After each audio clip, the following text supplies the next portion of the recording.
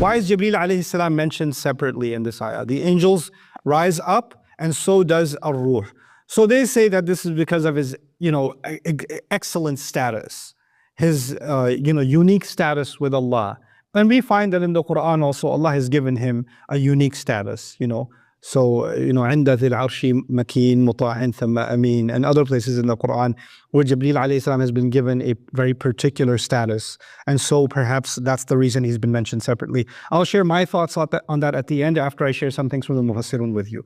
قِيلَ خَلْقٌ, this gets really interesting. هُمْ حَفَظَةُ الْمَلَائِكَةِ مُطْلَقًا كَمَا أَنَّ الْمَلَائِكَةَ حَفَظَةُ النَّاسِ. Some Mufassirun, Alusi mentions this in his tafsir in Ruh al-Ma'ani. He mentions that on Judgment Day, the angels will rise. The angels are supposed to be the guardians of human beings. يُرْسِلْ عَلَيْكُمْ حَفَظًا. But there are angels whose job is to guard those angels. And they're all rising together. So there's layers of, by the way, that means above us, a level above us are the angels who are protecting us. And a level above them are angels who are protecting those angels. These are levels. And what are levels called? Al-Ma'arij min Allahi dhil Ma'arij. Right? So there's a connection to that term. وَقِيلَ مَلَكٌ عَظِيمٌ يَقُومُ وَحْدَهُ يَوْمَ الْقِيَامَةِ صَفًّا وَيَقُومُ الْمَلَائِكَةُ كُلُّهُمْ صَفًّا. It's also been said that this is referring to a great angel who will stand. One row is just for him, and the other rows are for the angels. وَقَالَ أَبُو صَالِحٍ. Then it gets weird. We have some weird opinions in tafsir too. They don't go back to a hadith of the Prophet ﷺ, not directly anyway, but they get pretty interesting. So I'll share, I don't agree with them, but I'll share them with you for the purpose of academic honesty. He says, Abu Salih says, خَلْقٌ كَهَيْئَةِ النَّاسِ وَلَيْسُوا بِالنَّاسِ. There's some other creation, Ar-Ruh, other than angels, other than people. They're not people, but there's some other creation. What other creation? I don't know, it's just Ruh. So that's all he says. Then there's actually an opinion that this might be referring to human beings. I will strongly disagree with this opinion as we go further. I'll share with you why this is not, the souls of human beings are going to rise, because human beings are not rising on Judgment Day. If this is a reference to Judgment Day, human souls are not rising on Judgment Day. They're being elevated, and they are, the rising is a much separate incident. Okay.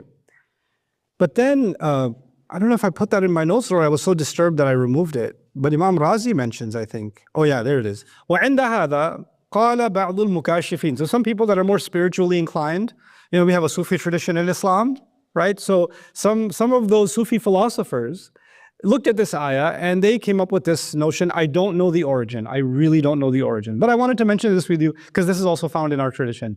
إِنَّ الرُّوحَ نُورٌ عَظِيمٌ هُوَ أَقْرَبُ الْأَنْوَارِ إِلَى جَلَالِ اللَّهِ. That the Ruh is actually a great light. So the angels are going to rise, and there's this light that Allah has created that is going to rise to Allah. وَمِنْهُ تَتَشَعَّبُ أَرْوَاحُ سَائِرِ الْمَلَائِكَةِ وَالْبَشَرِ فِي آخِرِ دَرَجَاتِ مَنَازِلِ الْأَرْوَاحِ. Basically what he's saying is there's some creature Allah made that's made of light. It's, how you have the electrical grid and there's a powerhouse that's generating all the electricity and then electricity is flowing to every household, right? Well, there's a power grid Ruh, which is the concentration of all the light, and all the angels, which are a Ruh, and all the human beings which have a Ruh are being generated from this mega Ruh, right? And that's what he's referring to as Ruh. Like there's this one collective thing Allah created called Ar-Ruh, and all the spirits and all the angels, all the souls of human beings are generated from it. In some other riwayat, again not sahih, this thing that Allah made, this light that Allah made, speaks all the languages and has all these different kinds of knowledge. But none of this is attributed to the Quran itself. So this goes pretty far from the text of the Quran. But I wanted to share with you that, when we simply say, oh, we should just study tafsir, we should follow our ulama. And yes, our ulama said remarkable things, but then sometimes you also find some pretty wild things in tafsir and you're just sitting there going, what? There's a soul generator and it spits out souls. Where are we getting this from? But it's there, But then finally, وَأَمَّا ظَاهِرُ الْقَوْلِ الْمُتَكَلِّمِينَ وَهُوَ أَنَّ الرُّوحُ وَجِبْرِيلَ عَلَيْهِ. But the obvious is that this is who? Jibril alayhi salam. So stop going all over the neighborhood, just stick to what's obvious. This is Jibril alayhi salam. Now, I will add, something of my own based on one commentary. This is the commentary actually. This is also Imam Razi. ثم ها هنا دقيقة. There's a subtle notice here. هي أنه تعالى ذكر عند العروج الملائكة أولا والروح ثانيا. So when ascent, when going up, Allah mentions the angels first and the ruh second. But if you know anything about Surah An-Naba, يوم يقوم الروح والملائكة. The ruh is mentioned first and the angels are mentioned second. وذكر عند القيام الروح أولا والملائكة ثانيا كما في قوله يوم يقوم الروح والملائكة صفا. وهذا يقتضي كون الروح أولا في درجة النزول وآخرا في درجة الصعود. This suggests that the ruh comes first when coming down, but goes last when going up. So it's mentioned last when going up and mentioned first when going down. Let me try to make sense of this for you. Bear with me. This is the event of Judgment Day. Multiple places in the Quran, Allah says that angels will come down on Judgment Day. You know that? That angels will descend on Judgment Day. In fact, even in the surah right before this one, in Surah Al-Haqqa, the Arsh is descending actually. وَالْمَلَكُ عَلَىٰ أَرْجَائِهَا وَيَحْمِلُ عَرْشَ رَبِّكَ فَوْقَهُمْ يَوْمَئِذٍ ثَمَانِيَةٌ. So the judgment is beginning, and and Allah says other places in the Quran, هل ينظرون إلا أن يأتيهم الله في ظلل من الغمام والملائكة وقضي الأمر. Right? So there's multiple places in the Quran where we find that the angels on Judgment Day will come down. They will start descending. The legions of angels will start descending. That seems to contradict what we're reading in this surah. If this ayah is about Judgment Day, what is it saying? Angels don't come down, they go up. So what in the world's going on? Let me help you make sense of this. When a king makes an announcement, or the king in the ancient times had a palace, right? And he wants to assemble his armies. And he has on his balcony this guy that blows the horn. And the armies know what that means. What does it mean for the armies? For them to assemble in front of him, right? So no matter what they're doing, they all ascend before the king's court, ready to take instruction, right? So before the armies are going to march to war, before they do that, they have to appear before the king for him to address them, for them to be ready for the massive invasion or whatever it's going to be. So there's a military assembly. There's a military assembly. When Judgment Day begins, it's as if Allah is calling the legions of angels, His army, وَمَا يَعْلَمُ جُنُودَ رَبِّكَ إِلَّا هُوَ. He's calling the legions of His armies to be presented before Him before they descend for the invasion of the earth. So this is actually referring to the armies of Allah being collected. And now the thing with the armies is, who's the commander-in-chief of that army that Allah appointed? Who's the general? Is Jibril alayhi salam. Does the infantry or the lower rank soldiers, do they show up first and get in place and then the general show up? Or is the general standing there waiting for everybody to show up? How does it work? The soldiers show up first, they line up first, and then they're told, attention, commander's coming in. You understand? So him being mentioned last in the sequence almost suggests the armies are getting together, and the final step of the armies getting together is their commander will show up, will appear. But when the armies march, when the armies proceed towards the enemy, who's leading the charge? The general. So when they descend, يَوْمَ يَقُومُ الرُّوحُ وَالْمَلَائِكَةُ صَفًّا. Right? So that's the other place in the Quran. So this is actually a pretty powerful description of what will happen on the earth on that day. Now, let's take another couple of steps about this, a day that will last 50,000 years. Some Mufassirun looked at this. Basically, it boils down to two opinions. Okay, this ayah boils down to two opinions. One opinion is this is talking about Judgment Day. Another opinion is this is talking about any day. Okay, Judgment Day or any day. And whatever reading I've been able to do, I find far too much evidence supporting Judgment Day over any day. Okay, so we're going to go with Judgment Day. And I'll give you just one reason why the any day argument is weaker. The reason any day argument is weaker is Allah is saying Ar-Ruh is descending on any day towards Allah. For how long? By our count, how long? 50,000 years, right? But doesn't Jibril alayhi salam come down every year in Ramadan? تَنَزُّلُ الْمَلَائِكَةُ وَالرُّوحُ فِيهَا بِإِذْنِ رَبِّهِمْ مِنْ كُلِّ أَمْرٍ. Right? So that this stop the math doesn't math. Okay, the math ain't mathing when you do this. So that's one problem. But there are other problems with it also. So we're going to talk about Judgment Day. Now the problem is, where does this concept come from? It comes from the word yawmin. Yawmin. Yawmin means a day. But this is a tanween li-ifadat at-ta'zim wa-tahwil, for a magnanimous day, for a great day, that the angels and Jibril will rise towards Allah on a great day whose count is 50,000 years. The word count or amount is miqdar. And this word is for precise calculation. It's used for precise calculation. The old Arabs used to use al-aqdaru min al-khayl. When a horse gallops, right, and it's got the two front legs and the two back legs. So when it gallops, whenever it lands its front two legs, it makes a print. And the back legs land exactly where the front legs landed. It's that precise in its gallop that there's four legs land where the hind legs landed every time, right? And they match every time. That's called al-aqdar. الذي إذا سار وقعت رجلاه موقع يديه. Yaday means the four legs of the animal. Okay, so from it comes the meaning of calculation or of precise measure. Now let's look at, the Judgment Day or this world. We're going to look at the Judgment Day interpretation. Within that, some people said, well, this is literally 50,000 years, right? The angel will start descending, rising up to Allah for a time that will take 50,000 years. So in other words, the angels haven't even come down yet for Judgment Day to begin, but the prep for Judgment Day itself might take 50,000 years, just that much. And this worried some Sahaba, and they asked the Prophet ﷺ about it. This is narrated by Abu Sa'id al-Khudri, right? And they said, how long is this day? This is too long of a day. Ma atwal hadha al-yawm. This is uslub al-ta'ajjub. So he said, this is a really long day. How are we going to survive this day? And the Prophet ﷺ told him, وَالَّذِي نَفْسِي بِيَدِهِ, I swear by the one who holds my life in his hands, or in his hand, إِنَّهُ لَيُخَفَّفُ عَلَى الْمُؤْمِنِ, this day will be made lighter for the believer. حَتَّى يَكُونَ أَهْوَنَ عَلَيْهِ مِنَ الصَّلَاةِ مَكْتُوبَةً يُصَلِّيهَا فِي الدُّنْيَا. It'll be like a single prayer, a single fard prayer he prays in this dunya. This is teaching us time will work differently for believers, and it will work differently for disbelievers. You notice the language up top was لِلْكَافِرِينَ لَيْسَ لَهُ دَافِعٌ.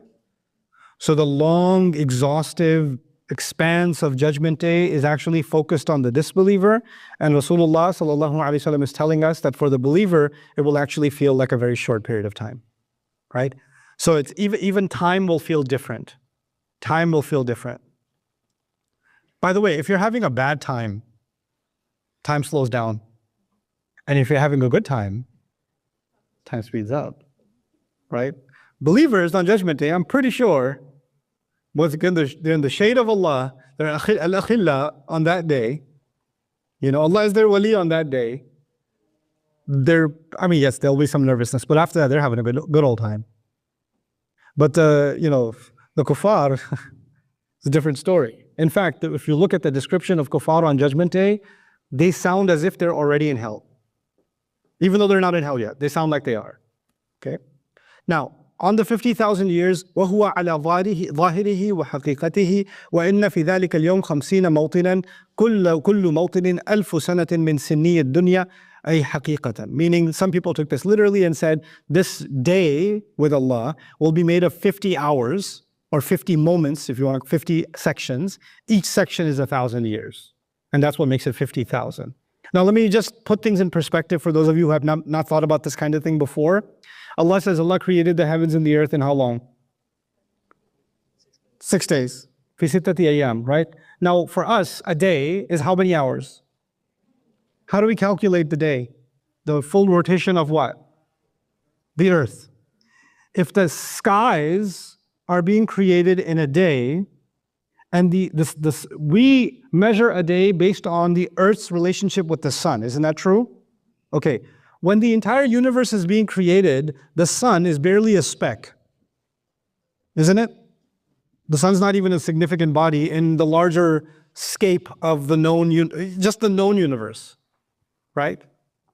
So if the day is measured by some form of rotation, a complete movement, then this day with Allah that he talks about 6 days, what are they rotating around?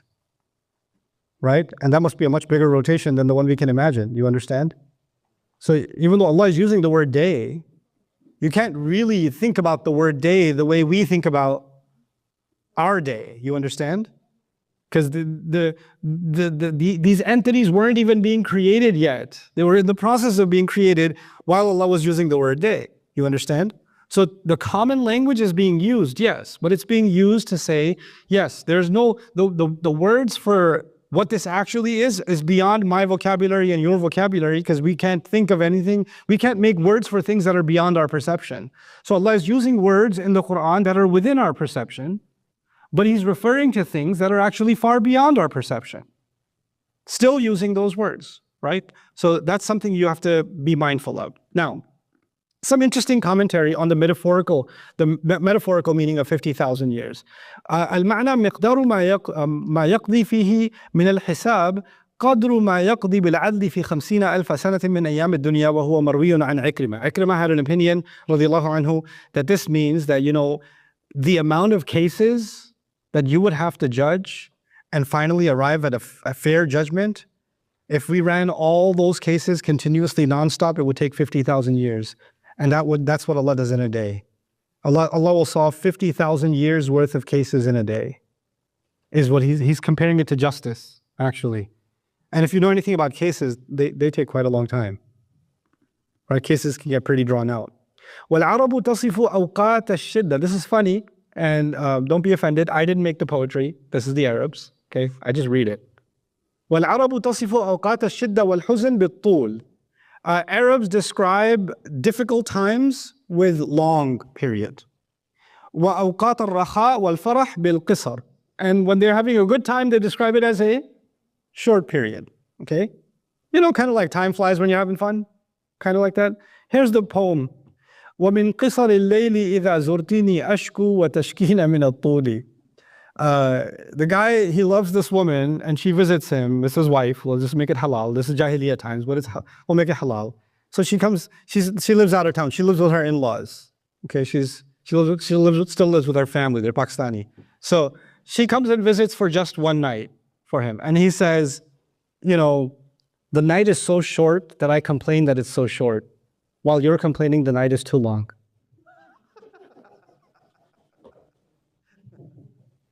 Yeah. Anyway, so the other reading is that وقيل الكلام بيان لغاية ارتفاع تلك المعارج وبعد مداها على سبيل التمثيل والتخييل والمراد أنها في غاية البعد والارتفاع. So others are saying this is not literal. 50,000 is an expression to describe how far. It's actually not even talking about time, it's talking about distance. And this is an important concept that you should be aware of. In physics, obviously, we have 3 dimensions and now we have 4 dimensions and 5 dimensions, and quantum physics is taking us into many, many dimensions, right? That's what's happening. But at the very basic level, we all know we exist in times, we exist in time and space, right? And we use them interchangeably. Hey, how far are you? I'm 10 miles away. No, how far are you? I'm 20 minutes away. So it's either distance or time, right? And of course, in physics, you have light travels light years, right? So we're measuring time and distance kind of conflate with each other in this physical world, right? So if somebody says that, the journey between this village and that village is 3 months on camel, or it's 4 months by sea, or whatever, right? Now imagine the Arabs have to visualize a journey that's how long? 50,000 years. So they're thinking about this in distance, but distance and time are, they have an interplay with each other, right? So it's as if you're saying it's an infinite distance. But there's another dimension to that I want you to think about in terms of distance. If distance and time are interplaying with each other. The oldest records we have of intelligent human activity on the planet, the oldest anthropological records we have of any tool that a human being made, or a farming device, or a home that was built, or some scratches on a wall, or whatever. You could barely find anything past 10,000 years. Maybe, if you really want to push the imagination, 20,000. But that's most archaeologists, anthropologists won't even agree with you, right? That's how far back we can go. In other words, 50,000 years ago, if humanity existed, whatever they were doing, ain't nobody know. And my mind works in weird ways. I have this active imagination. So I imagine, once we got to farming a few thousand years ago, it's not long ago that we got to farming. Let's just say we got to farming 6,000, 7,000 years ago. So it took us 6,000 to 7,000 years to get to satellites, right? To get to Wi-Fi, and to get to quantum physics, and to get to where we are now. It's this many years. Now imagine what kind of advancements would we have made in 50,000 years? Like just if this took 6,000 years, what kind of advancements can human beings have made in 50,000? And I don't think human beings before us were stupid. So if human beings existed, let's say 50,000 years ago, let's just play this game. If they existed 50,000 years ago, you think they took them 44,000 years before they figured out farming? You honestly think that? You know what I think? I think they were smart as us, maybe even smarter, and they advanced like we advance. And maybe it took us 6,000 years to get somewhere, maybe it took them 3. Okay, let's say they were slower. They were the remedial kids in the back of the class. It took them 10,000 years. But they could also have gotten to a very advanced life in this world. And then eventually, what did Allah do with them? Wiped them out. And the few that survived, all their technology, all their advancements, فَغَشَّاهَا مَا غَشَّا. Allah covered it, whatever He wanted to cover, He covered. Buried away, deep under the ground, destroyed completely. And humanity starts over again, and they have to start learning all over again, and we advance again, and our study begins. We have a collective amnesia. We can't even think back 50,000 years. We can't. We don't know what happened 50,000 years ago. So when Allah is saying, كَانَ مِقْدَارُهُ 50,000 سَنَةً, it's as if He's saying, it's not just your lifetime, it's the entire humanity can't remember in their entire collective lifetime, it's longer than that. That's one day of journey, that day, subhanallah. So, فِي يَوْمٍ كَانَ مِقْدَارُهُ 50,000 سَنَةً. Ibn Abi Mulaika was asked, he narrates that Ibn Abbas radiallahu anhu was asked about this day, and he said something really beautiful. I really found it profound. He said, Ibn Abbas said about this ayah, أَيَّامٌ سَمَّاهَا اللَّهُ تَعَالَى. These are names, these are days that Allah named, Allah described, because now He's saying, I don't know if this is not the same day as our day, so this is something called a day that Allah Himself named as such. وَهُوَ أَعْلَمُ بِهَا كَيْفَ تَكُونَ. And He knows better what exactly they're going to be, or how they're going to be. وَأَكْرَهُ أَنْ أَقُولَ فِيهَا مَا لَا أَعْلَمُ. And I would hate to say something about them that I have no knowledge of. So He just acknowledged His utter lack of ability to grasp this relativity of time with the angels. One thing I'll add to that before we go on is, in physics now we know objects, the faster they move, the slower they experience time. So that's something we know now in physics to some level, right? So if an object is moving faster, time is slowed down for that object. It feels time moving slowly, okay? Now imagine how fast must the angels be moving that a day feels like how long? 50,000 years.